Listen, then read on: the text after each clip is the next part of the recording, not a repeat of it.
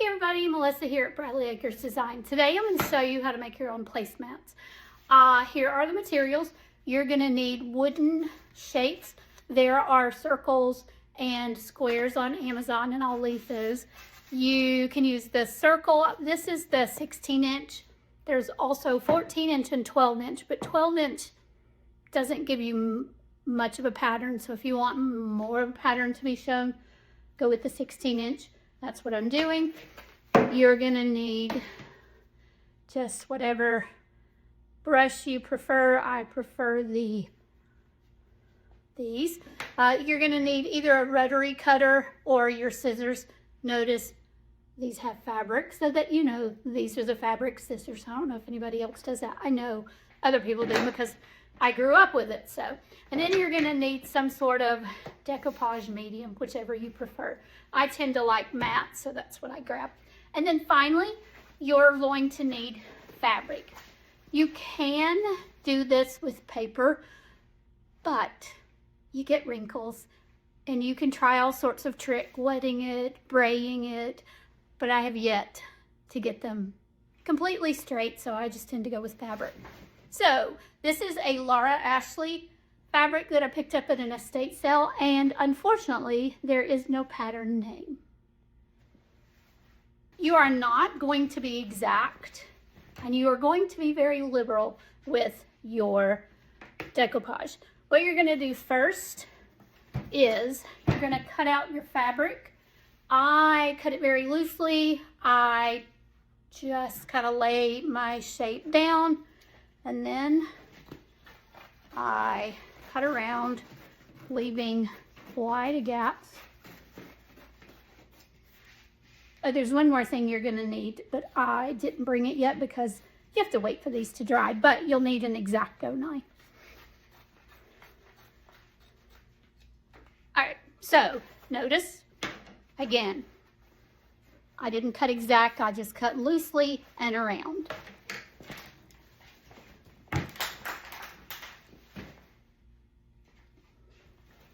So next, you're going to take your Mod Podge. Now you could put this on a plate or in a bowl and do it, you know, nice and neat, but I just tend to pour it on and then brush it out. All right, so all you're gonna do is pour this over, and like I said, you're going to be very liberal with it because it'll help when you cut. And you especially want to be very liberal around the outside edge. This will stop fraying. If you find that you don't often use your Mod Podge and it gets hard to open, you can run it under hot water and that'll loosen up the glue and it will open up your Mod Podge. I've had to learn that. So again, very liberal, and you can tell by my mat that I've done a lot of projects. Over the years, I've done a lot of projects, and this is my mat. It even has my daughter's signature in lots of places. Used to be my scrapbooking, and then I painted, and I've pretty much done every crafty, creative, artsy hobby out there. And this is my probably, scrapbooking was right up there, but now everything's digital and online. So this is my tables are my scrapbook pages. I had a friend tell me that, and I was thinking, oh, that's right, it is. All right, so you're gonna, again, very liberal amount applied, and then you're just gonna lay your fabric on, rub it out. You don't want any wrinkles, and like I said, this fabric has fewer wrinkles than the paper has. And I'll show you some other ones that I've done after. All right, so we have that on there. And again, just pouring it on. This is why I have such a big container of decoupage medium. And you're really gonna want to be liberal around the outside edge. Make sure you get whatever's dripped. All right, so I'm going very liberal around the edge. because I want the edge to dry super hard. I want it to have a very heavy layered amount on the edge, because this will help when you go to cut it, trim it out with the X-Acto knife. The harder the edge, the easier it is to cut and the less fraying, which there's a trick. If you have a lot of fraying, and no matter how much Mod Podge you put on it, it doesn't contain the frays, because some thinner fabrics will fray very easily. You can just take a metallic paint pen and paint the edges.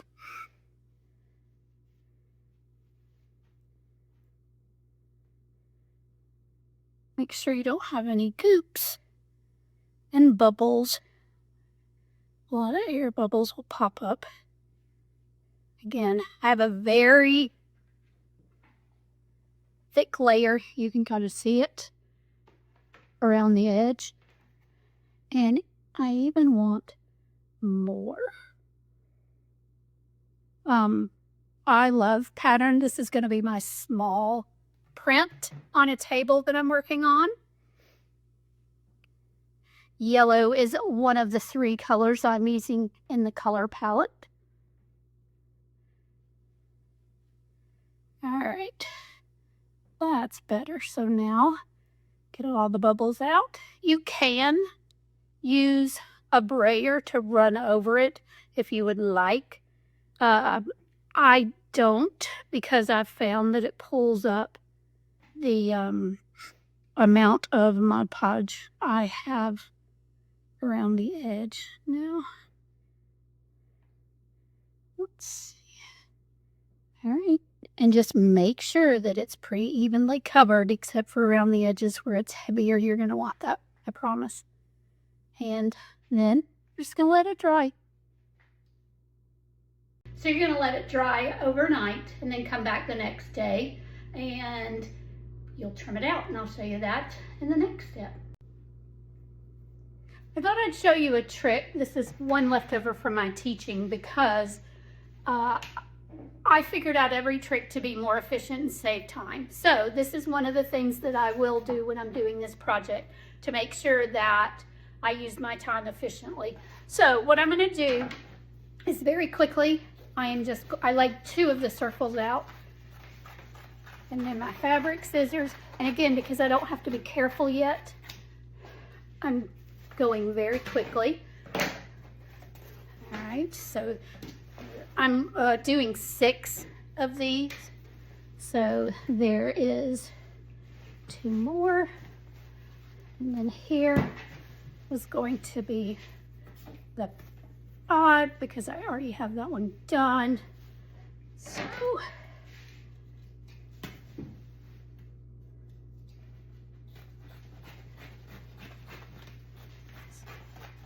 my fabric scissors need sharpening. So if you ever find that your scissors need sharpening, you can get tin foil, aluminum foil, whatever you call it. Oh, looks like I'm not going to have enough for a tablecloth.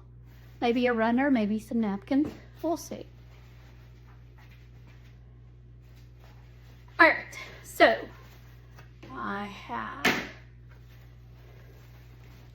I'm just folding this so that I can cut all of my circles at once. And I could probably have had the tablecloth if I had not cut such big sections, but it's not that big a deal. All right, so now I'm just going to, again, loosely cut around. Now, I'm not going to be able to cut as fast because I do have 5 layers. So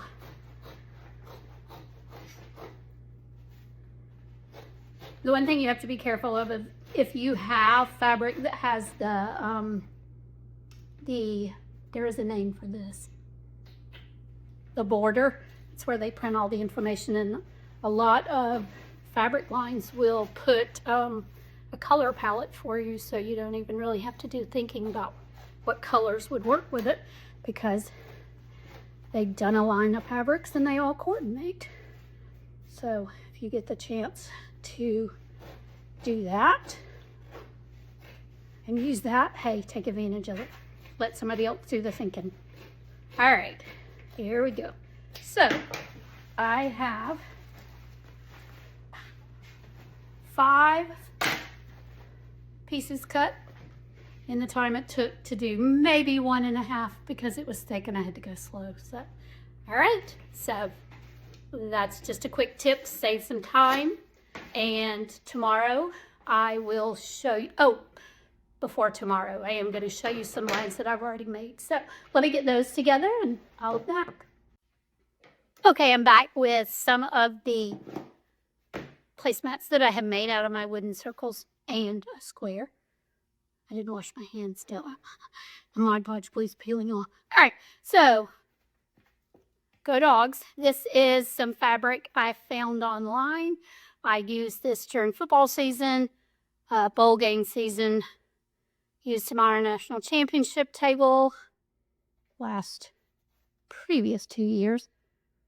So then if you do have a design that you want a particular item on your charger, it is going to be covered up with plates. But if you do, you know, when you're planning it out and cutting them out, be sure that you have it. This one gets covered anyway, so it's not that big a deal to me.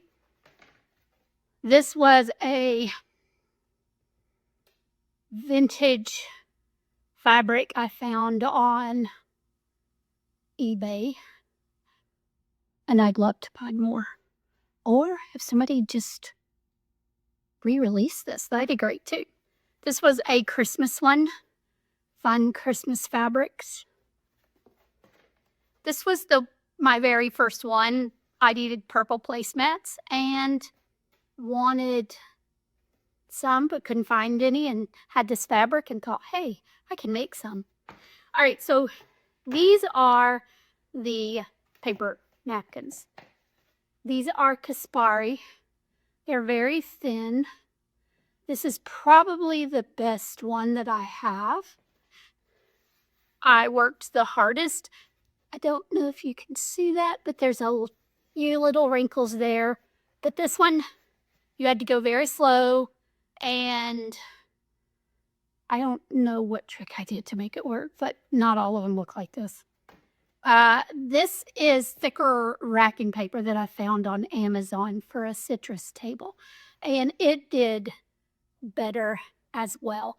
I did thin out the Mod Podge when I did this one. That was one of the things that I did try, and it worked a little bit better. And then this was the first one I did with paper, and you can see it just,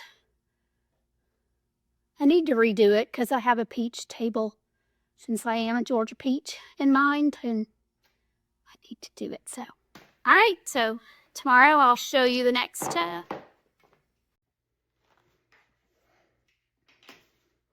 Okay, so my DIY placemats are dry, and I always check around the outside edge to make sure they're nice and firm, because this is going to keep the fabric from fraying.